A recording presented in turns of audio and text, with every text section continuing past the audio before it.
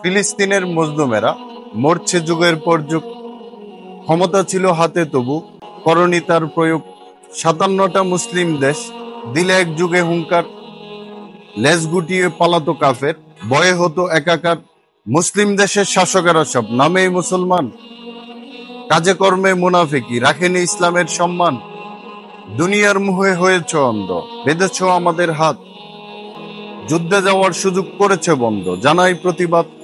আল্লাহ পাক কোরআনে বলেছেন, কি হলো তোমাদের, কেন যুদ্ধ করছো না বিরুদ্ধে জালিমের? অসহায় মজলুমরা ফরিয়াদ করছে, হে আমাদের রব, জালিমের হাত থেকে মুক্ত করো, পাঠাও উত্তম অভিভাবক। বিশ্ব মানবতা আজ নীরব দর্শকের ভূমিকায়, বিবৃতি আর নিন্দা জানিয়ে মুনাফিকরা দায় সারায়। প্রস্তুত থেকো হে মুসলিম শাসক, জবাব দিতে রবের দরবারে। বৃদ্ধ নারী শিশু অসহায় মজলুম পিতা, শহীদরা যখন অভিযোগ করবে রবের দরবারে।